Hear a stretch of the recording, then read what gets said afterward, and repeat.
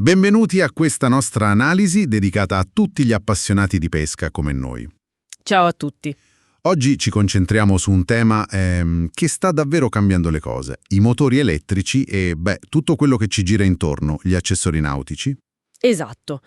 L'idea è capire un po' come la tecnologia, ci può dare una mano a pescare meglio, in modo più efficace e anche più, silenzioso. Già, abbiamo dato un'occhiata a diverse fonti online, siti specializzati, negozi, qualche documento tecnico, per cercare di capire insomma cosa conta davvero.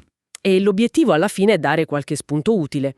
Magari per chi sta pensando a un motore per la barchetta o per il belly boat. O anche solo per capire quali accessori sono indispensabili. Allora, direi di partire dalla base. Perché l'elettrico? Cosa spinge tanti pescatori verso questa scelta? Guarda, il punto numero 1, quello che salta fuori ovunque, è il silenzio. Sembra ovvio, ma non disturbare i pesci fa una differenza enorme. Ah, quello sicuro.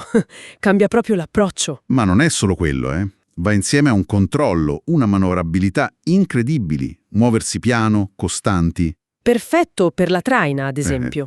O per mettersi lì, precisi su uno spot. È un vantaggio tattico non da poco. I famosi trolling motor, no? Nascono per quello. Proprio così.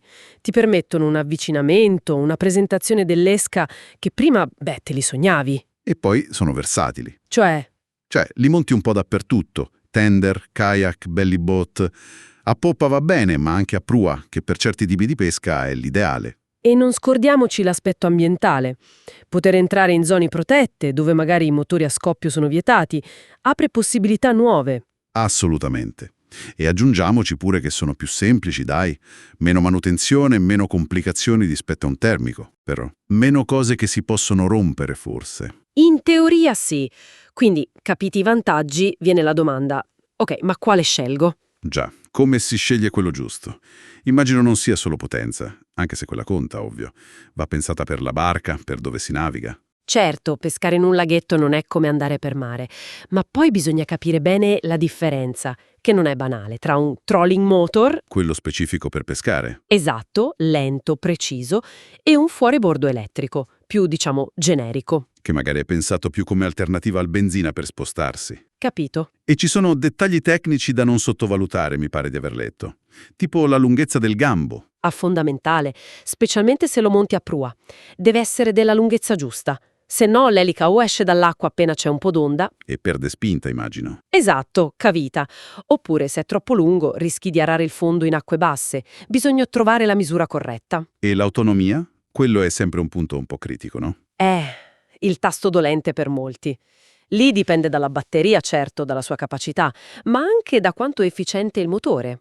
Ho sentito parlare di sistemi che ottimizzano i consumi. Sì, ci sono tecnologie tipo il Digital Maximizer di Minn Kota, per fare un nome. Aiutano a consumare meno, quindi a pescare più a lungo con la stessa carica. E fa la differenza, credimi. Immagino.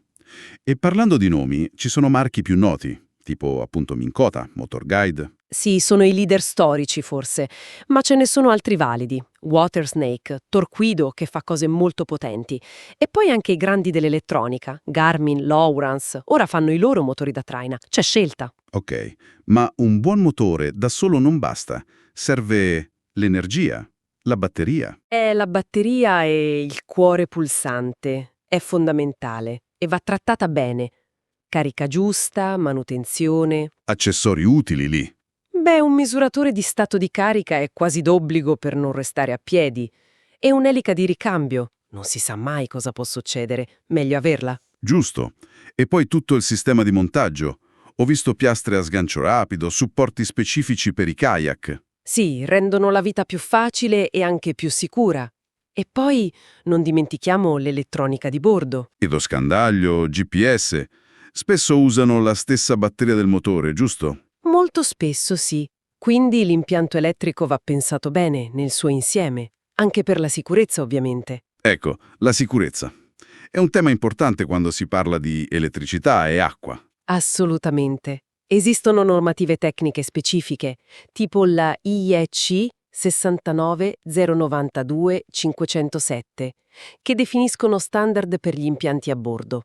Anche senza entrare nei dettagli, è bene sapere che ci sono regole per fare le cose per bene. E la sicurezza non è solo l'impianto. Pensa a chi usa il belly boat. Avere un piccolo motore elettrico a volte può davvero fare la differenza se cambia il tempo all'improvviso. È vero, ti aiuta a rientrare più in fretta, con meno fatica. È un elemento di sicurezza in più, attivo. Bene, direi che abbiamo toccato un po' tutti i punti chiave. Riassumendo, silenzio, controllo, precisione, rispetto per l'ambiente. Questi i grandi pro dell'elettrico per noi pescatori. Proprio così. Poi la scelta del modello, della potenza, dell'autonomia, quella va fatta su misura, pensando a come si pesca, dove si pesca e ovviamente al budget. Non c'è la ricetta unica. Esatto, bisogna valutare bene le proprie esigenze. Ottimo. E per chiudere lanciamo uno spunto di riflessione. Pensando al futuro, al di là della propulsione, quale potrebbe essere, secondo voi, il prossimo accessorio, magari elettronico o digitale, capace di rivoluzionare davvero le nostre uscite di pesca? Qualcosa che le renda ancora più efficaci o magari solo più divertenti?